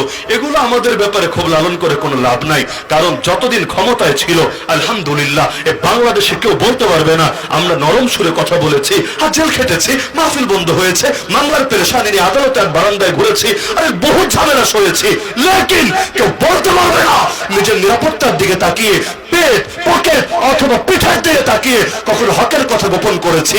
বরঞ্চ অনেকে আমার ব্যাপারে বলে হুজুর আগে আরো বেশি গরম বলতেন, এখন আগের চাইতে একটু নরম নরম বলেন। আমি বলি আলহামদুলিল্লাহ, তবুও এটা মুনাফিকের সার্টিফিকেট হবে না, কারণ এখন তো পরিস্থিতি ভালো, সবাই বলে, এখন আমি না বললেও আটকে থাকবে না। লেকিন যখন বড় দরকার ছিল এই জাতিতে এ ব্যাপারে সাক্ষী আছে আলহামদুলিল্লাহ, তখন আমরা গোপন করি নাই। কত জনের কত রকম গালিগালাজ, এই যে রফিকুল ইসলাম মাদানী আসছে, আল্লাহর বান্দারে নিয়ে কত লাইনের কত ধরনের জুলুম নির্যাতন করা হয়েছে। ভাবতে পারেন মানুষের সবচাইতে দামি জিনিসের নাম ইজ্জত, জানো না মানো না, সবচাইতে দামি জিনিসের নাম কি? ইজ্জত। আর ইজ্জত যদি না থাকে, জান থাকলে কি লাভ, মাল থাকলে কি লাভ? কোন লাভ নাই। দেখেন না কত বড় বড় মালওয়ালারা এখন বর্ডার ক্রস করে গিয়ে ওপারে কলা পাতায় শুয়ে থাকতে পারারই নিজের জন্য কামিয়াবি মনে করে। এত গরম কোন দিক দিয়ে বের হলো? টকশোতে বসলে অমুক হুজুর রাজাকার, তমুক হুজুর রাজাকার, যেই হুজুরের জন্মই হয়নি 71 সালে ওই হুজুরদের বলতো রাজাকার রাজাকার রাজাকার। আর কাইল্লা বেটা এখন ওপারে গিয়েছে, পাবলিক যখন ধরে এনেছে এখন আর মুখ দিয়ে রাজাকার আসে না, বলে বাবা আমি দুর্বল, আমি অসহায়, আমি অসুস্থ মানুষ, আমার হার্টের সমস্যা, একটু কি দয়া করা যায় না? তা আমাদের সিলেটের মানুষ আচ্ছা মতো দয়া করে দিয়েছে, জিনিসপাতি যা ছিল তা ফাটিয়ে দিয়েছে। তো এখন ইজ্জত তো বড় দামি জিনিস, ইজ্জত নাই তো কোনো কিছু নাই, ইজ্জত আছে তো সবকিছু আছে। এই যে ডিবি হারুন, আপনাদের মহব্বতের লোক নাকি? এই ডিবি হারুন এই রফিক মাদানিকে নিয়ে কি করেছে গোটা দেশ জানে না? আরে গোটা দেশ জানে না? আমি আজকে সারাদিন একটা জিনিস নিয়ে চিন্তিত, আমার মাথায় ধরছিল না। আর আমার একটা জানাও নাই যে এই মাহফিলে রফিক ইসলাম মাদানি আছে, পোস্টার দেখার আমার সুযোগ হয় নাই। এখন দেখে আমার শুধু বারবার বারবার, মানে এই যে কথা বলছি না, বারবার মস্তিষ্কে জিনিসটা বাড়ি দিচ্ছে। কি সেটা? যে ডিবি হারুন, আমরা জেলে থাকতেই জানি এটা, যে তার রিমান্ডের সময় তাকে ধরে নিয়ে গিয়েছিল হাতির ঝিলে, শুনেছেন মনে হয় অনেকে। হাতির ঝিলে নিয়ে শার্ট প্যান্ট পরিয়ে, গেঞ্জি টেঞ্জি গায়ে দিয়ে, হাতে বিড়ি সিগারেট দিয়ে, চারদিকে রাস্তা ব্লক করে কেউ যাতে আসতে না পারে, দেখতে না পারে, একটা মেয়ের পর্যন্ত তার কাছে দিয়ে দিয়েছে আলিঙ্গনরত অবস্থায়। এমন একটা দৃশ্য, মানে যেই দৃশ্য দেখলে যে কেউ তার ব্যাপারে খারাপ ধারণ করবে। এটা ভিডিও ফুটেজ নিয়েছে আর ছবি কত হাজার তুলেছে আল্লাহ ভালো জানে। লেকিন পরবর্তীতে যে কোনো হয়তো উপরের ইশারায় হোক, যে কোনো কারণে ওরা এটা প্রকাশ করে নাই, ভিন্ন ব্লেম দিয়েছে, মোবাইলের মধ্যেই পাওয়া গিয়েছে, সেই পাওয়া গিয়েছে, এগুলো বলেছে। লেকিন এই জিনিসটা ফাঁস করে নাই। তবে ওদের কাছে ছিল রফিক মাদানির, আমরাও দেখেছি জেলে যাওয়ার পর সবচাইতে সবচাইতে বেশি চিন্তিত ছিল এটা নিয়ে যে ভাই জেল একবার না 10 বার খাটবো, 1 মাস না 10 মাস খাটবো, এটা বিষয় না। কিন্তু যদি এভাবে এটা চারদিকে ছড়িয়ে যায়, মানুষ তো আর বুঝবে না যে এর পেছনে আড়ালে কি ঘটনা আছে, কি জঘন্য ষড়যন্ত্র লুকিয়ে আছে, এটা তো তারা বুঝবে না। ইউসুফ নবী যেমনি ভাবে যে এই পাপ থেকে বাঁচতে চেয়েছিলেন, ওই পাপের দোষ কাঁধে নিয়েই তাকে 10 বছর জেল খাটানো হয়েছে। এটা নিয়ে চিন্তিত ছিল আল্লাহর বান্দা। আলহামদুলিল্লাহ, আল্লাহ হেফাজত করেছেন, আল্লাহ বড় দয়া করেছেন যে তারা দীর্ঘকাল পর্যন্ত জেলে রাখলেও, মামলা দিয়ে পেরেশান করলেও জিনিসটা প্রকাশ করে নাই। এখন ক্ষমতায় থাকাকালীনই ওই ডিবি হারুনের শেষের দিকে আন্দোলন যখন চলে, ওই সময় সে সারা দেশকে নিজেই জানিয়েছে, লাইভ দিয়ে দিয়ে অনুষ্ঠান করে করে গোটা দেশকে জানিয়েছে আমার সঙ্গে এরকম একটা ব্যাপার ঘটেছে। সবাই আফসোস করেছে। বিষয়টা এখানেও থামতে পারতো। আমি অবাক, বড় অবাক। গতকাল আর আজকে দেখছি তার সেই ছবিটা বাংলাদেশের বিশেষ একটা দলের সদস্যরা ফেসবুকে প্রচার করে গোটা দেশ গরম করে দিয়েছে। দেখো তোমাদের হুজুরের অবস্থা, হুজুরের হাতে বিড়ি, হুজুরের গায়ে গেঞ্জি, হুজুরের পরনে প্যান্ট। ওই মেয়ের ছবিটা দেয় নাই, কিন্তু বাকি বিড়ি সিগারেটের যে ছবি এটা দিয়েছে। দেখো, আর শরীর নিয়ে মন্তব্য তো আছেই। আরে ভাই, শরীর কারো শরীর তার নিজের সৃষ্টি না। আপনাদের দেহ কি আপনাদের নিজের সৃষ্টি? যারা লম্বা তারা কি নিজের লম্বাত্বকে নিজে সৃষ্টি করেছেন? যারা খাটো নিজের খাটত্ব নিজে সৃষ্টি করেছেন। বডি শেমিং চরম অসভ্যতার জাহেলিয়াত ছাড়া কিছু না।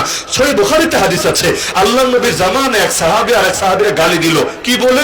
ইয়াবনা সাউদা, হে কাইল্লা বেডির পুত। খুব আমরি গালি না, বাংলাদেশে এক চাইতেও কাঁচা গালি চলে। কি বললো? ইয়াবনা সাউদা, ইয়া মানি হে, ইবিন মানি পুত্র, সাউদা মানি কালো মহিলা, কৃষ্ণাঙ্গ। হে কাইল্লা বেটির পুত, খালি এতটুকু বলেছে। আল্লাহ নবী বললেন, তুমি তওবা করো। আইয়ারতাহু বিউম্মিহি, তুমি তাকে তার মায়ের কথা বলে লজ্জা দিলা। ইন্নাকা মরুন ফিকা জাহেলিয়া। আরে শোনা বুঝার, তুই এমন একজন মানুষ যার ভেতর এখনো জাহেলিয়াত রয়ে গেছে। জলদি তওবা কর আল্লাহর কাছে। সহিহ বুখারীর মধ্যে হাদিস আছে। কি বুঝলেন? কাউকে রং নিয়ে খোঁটা দেওয়া, কাউকে তার বডি নিয়ে খোঁটা দেওয়া, এটা কি ইসলাম না জাহেলিয়াত? আরে বলেন, ইসলাম না জাহেলিয়াত? তো রফিকুল ইসলাম মাদানী অসুস্থতার কারণে সে যে অবস্থায় আছে, অসুস্থতার কারণে, অন্য কারণে না। ছোটবেলায় একটা রোগ হয়েছিল, তো এর পেছনে তার কোনো হাত আছে? তার কোনো হাত আছে? এটা কার সৃষ্টি? আরে কার সৃষ্টি? আল্লাহ সৃষ্টি নিয়ে আপত্তি করার অনুমতি আল্লাহ কারে দিয়েছে? কারে দিয়েছে? আরে তুমি মুসলিম হলেও দেয় নাই, কাফের হলেও দেয় নাই, আস্তিক হলেও দেয় নাই, নাস্তিক হলেও দেয় নাই। আগে মানুষ তো হ, তারপর নয়তো রাজনীতি করিস গিয়ে।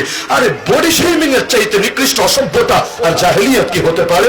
তো বাংলার জমিনে হচ্ছে, তার সাইজ নিয়ে পর্যন্ত কথা বলা হচ্ছে, সেই ছবি ছড়ানো হচ্ছে। তা আলেমে যদি আলেমের গোশত খায়, কাক নাকি কাকের গোশত খায় না? শুনেছেন না? কাক কাকের গোশত খায় না। মরে যদি পড়ে থাকে, কাক এসে কাকের গোশত খায় না। আলেম যদি আলেমের গোশত খায়, শাহবাগে গিয়া যদি বলে আমরা অমুক আল্লামার ফাঁসি চাই, নাস্তিকদের দাবির সঙ্গে একমত ভাই, এরকম যদি ডায়লগ মারে, ওটারে কি আলেম বলে না জালেম বলে? আরে আলেম বলে না জালেম বলে? এমন আলেমের ব্যাপারে মরার পর হলো সবাই স্বীকার করে নিয়েছে আল্লাহর বান্দা নিরপরাধ ছিল। আর ঢাকা শহরে যদি জানাজা হতো, বাংলাদেশের ইতিহাসের অন্যতম সর্ববৃহৎ জামাতের সাক্ষী হতো।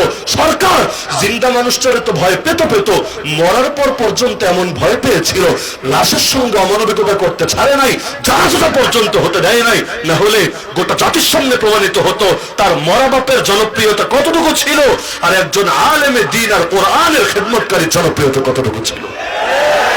তাহলে এখন কেউ যদি আলেম হয়ে আলেমের শানে এই কাজগুলো করে, হবে ইখতিলাফ থাকতে পারে, ইখতিলাফের কারণে করা ভাষাও ব্যবহার হতে পারে, কিন্তু তাই বলে আপনি জালেমকে উস্কে দিতে পারেন না আলেমের বিরুদ্ধে। এখনো দেখবেন কিছু নিকৃষ্ট চিজ এই বাংলার জমিনে আছে, কথায় কথায় বলে অমুক হুজুর জেলে থাকলেই ভালো ছিল, তমুক হুজুর জেলে থাকলেই ভালো ছিল, বলে না? আরে বলে না? বিশেষ করে আমাদের মুরব্বীরা যখন বাতিলের বিরুদ্ধে গর্জে ওঠে, কথায় কথায় এই টাইপের কথা বলে, জেলে থাকলেই ভালো ছিল। হ্যাঁ, আল্লাহর কসম, আমরা জেলে থাকলেও ভালো, আমরা মাটির তলে থাকলেও ভালো, আমরা যে হালতে থাকি তাতেই ভালো। মুসলমানের লস বলতে কিছু নাই, মুসলমানের অভিধানে ব্যর্থতা বা পরাজয় বলতে কিছু নাই। কিন্তু আলেমরা যদি জেলে থাকে, তোরা যদি বাইরে থাকিস, এটা তোদের কোনো লাভ নাই, বরং এগুলোই তোদের পতন ডেকে আনবে। আমি একটা কথা বলি, আপনাদের পছন্দ নাও হতে পারে। 2001 সালে এই সরকারের যে একবার পতন হয়েছিল না, 96 থেকে 2001 তো ক্ষমতায় ছিল না, একে যে পতন হয়েছে। আমার একটা মূল্যায়ন, আমি আগেই বলেছি, ভালো নাও লাগতে পারে, একমত নাও হতে পারে, বিষয় না, তবে মনে যেহেতু আসলে আমি বলে ফেলি। আমার ব্যক্তিগত ধারণা 2001 সালের পতনটা 1999 এবং 2000 সালে আমাদের মুরব্বীদের সঙ্গে যে বেয়াদবি করেছিল তার ফল ছিল। শাইখুল হাদিস রহমাতুল্লাহ আলাইহি, মুফতি আমিন রহমাতুল্লাহ আলাইহি, আরো এরকম দেশের আদেশের মহান ব্যক্তিত্ব যাদের পায়ের ধুলার সমানও আমরা হতে পারি নাই, তাদেরকে যে জেল খাটিয়েছে, তাদের গায়ে যে হাত তুলেছে, এ কারণে আল্লাহ 2001 সালে একটা হলুদ কার্ড দেখিয়েছে, লাল কার্ড না। প্রথম ধাপেই লাল কার্ড দেখায় না, ফাউল তো করেছে, হলুদ কার্ড দেখাচ্ছে, সাবধান, সামনে আর এই ভুল করিস না। তো 2001 গেল, আবার 8 সালের শেষের দিকে নতুন করে আসলো। সুযোগ ছিল নিজেকে ভালো বানানোর, সুযোগ ছিল নিজেকে শুধরে নেওয়ার, সুযোগ তো কাজে লাগায় নাই। এসেই মুফতি আমিনের গৃহবন্দী করলো 12 মানে 2012 সালের 12 নম্বর মাসের 12 তারিখ আল্লাহর বান্দা সেই গৃহবন্দী অবস্থায় পৃথিবী থেকে শেষ নিঃশ্বাস ত্যাগ করলো। অনেকে আশঙ্কা ব্যক্ত করে মরে নাই, বরং মারা হয়েছিল। ওই শহীদ আল্লামাকে যেমন হসপিটালে যখন নিল সম্পূর্ণ সুস্থ, রাতারাতি লাশ হয়ে বের হলো, বললো স্ট্রোক করেছে জেলে। অথচ স্ট্রোক করা মানুষ কখনো পারেন এভাবে স্বাভাবিক থাকতে। আরে কায়েদে মিল্লাত আল্লামা জুনায়েদ বাবুনগরী, তার ব্যাপারে তো মামুনুল হক হাফিজাহুল্লাহ এখন প্রকাশ্যে বলেছেন, আমরা জেলার ভেতর থেকে এই কথা আলোচনা করছিলাম, মৃত্যু মোটেও স্বাভাবিক মনে হয় না আমাদের কাছে, বরঞ্চ করোনার ভ্যাকসিনের সঙ্গে তার ভেতরে স্লো পয়জন ঢুকিয়ে দিয়েছে। এটা মোটা অস্বাভাবিক কিছু না।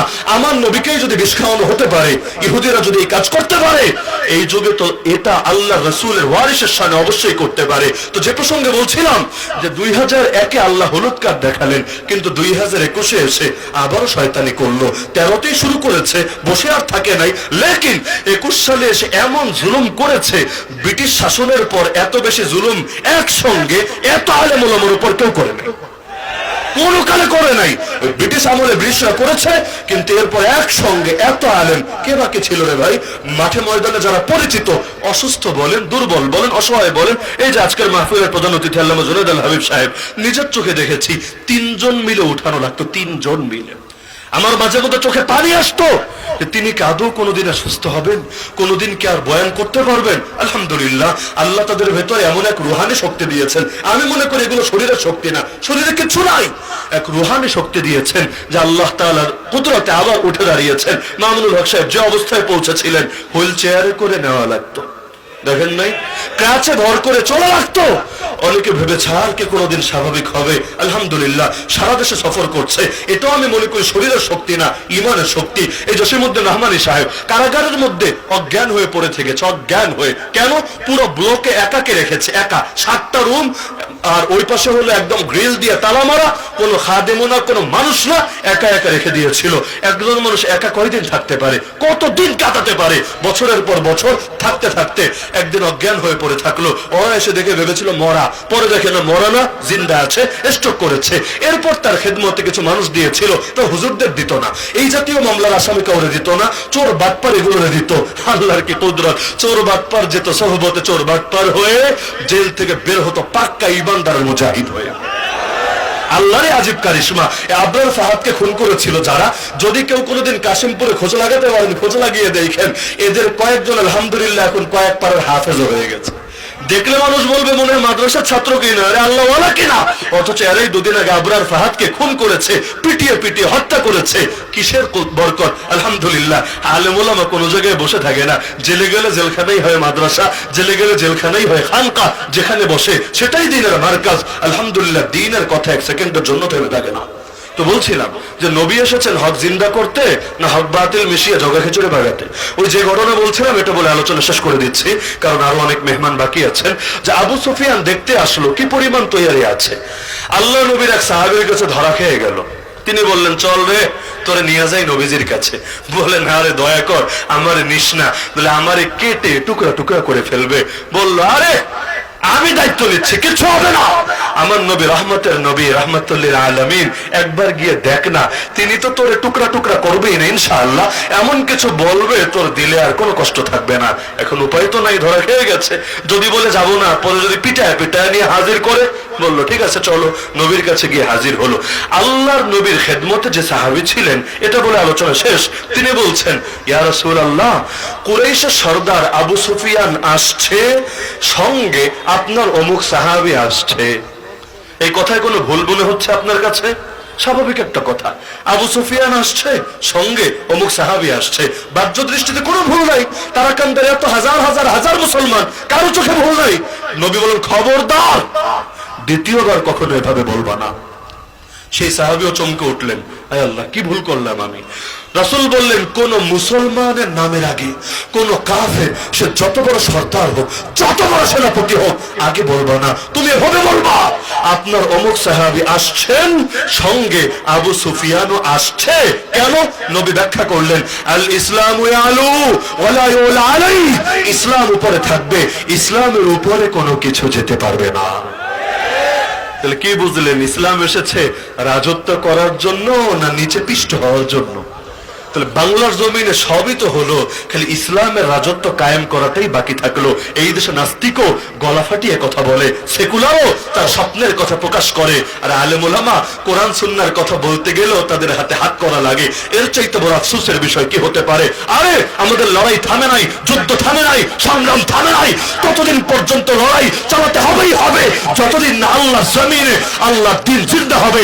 নবী যেভাবে বলেছিলেন, হয়তো শরিয়াত নয়তো শাহাদাত, হাত্তা ইউযহিরাহুল্লাহ ওয়া আহলিকা দুনাহু, হয়তো আল্লাহ ইসলামকে বিজয় করবেন, অথবা আমি শহীদ হব, কিন্তু আমি জিন্দা থাকতে ইসলাম মুর্দা থাকবে, এটা কিছুতেই মেনে নেওয়া যায় না। সিদ্দিক আকবর বলেছিলেন, আয়ানকুসুদ্দিন ওয়া আনা হাই, আমি আবু বকর জীবিত থাকতে ইসলামের মধ্যে এতটুকু ত্রুটি ঢুকবে, হতে পারে না। আর বাংলাদেশে 14 কোটি মুসলমান থেকে কি হবে, কোটি আলেম থেকে কি হবে, এত এত দিনদার মানুষ থেকে কি হবে, যদি এই দেশের মধ্যে এখনো নবীকে গালি দেওয়া হতে থাকে, যদি এই দেশে এখনো নাস্তিকরা ওদের এজেন্ডা বাস্তবায়ন করতে থাকে, যদি এই দেশে এখনো পর্যন্ত নারীর বোরকা নিয়ে কটূক্তি করা হয়ে থাকে। এই নতুন স্বাধীন বাংলাদেশেও নারীর বোরকা নিয়ে কটূক্তি হয় নাই?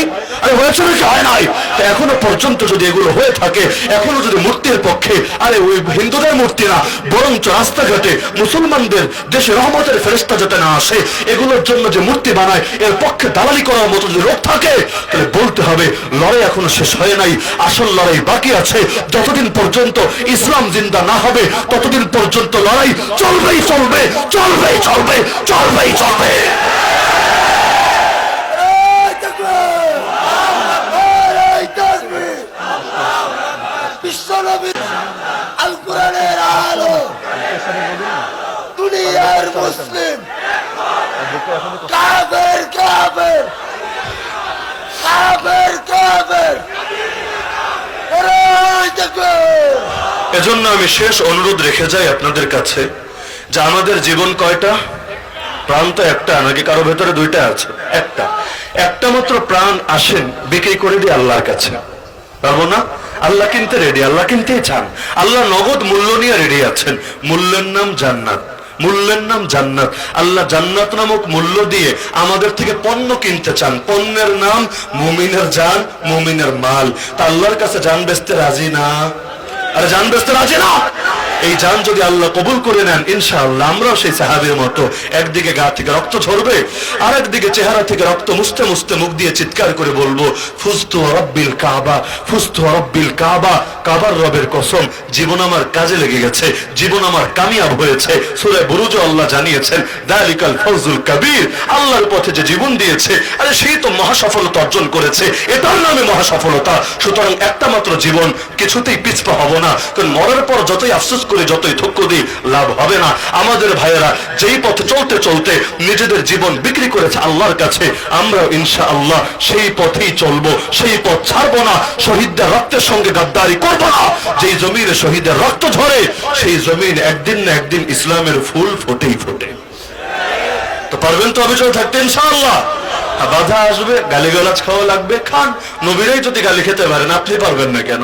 নবীরাই যদি জেল খাটতে পারেন, আপনি পারবেন না কেন? নবীদের যদি মাথায় করাত রেখে শরীর দুই টুকরা করা হতে পারে, আরে আপনার সমস্যাটা কোথায়? আমাদের জীবন তো নবীর জীবনের চাইতে বেশি দামি না? আমাদের প্রাণ নবীর প্রাণের চাইতে বেশি দামি না?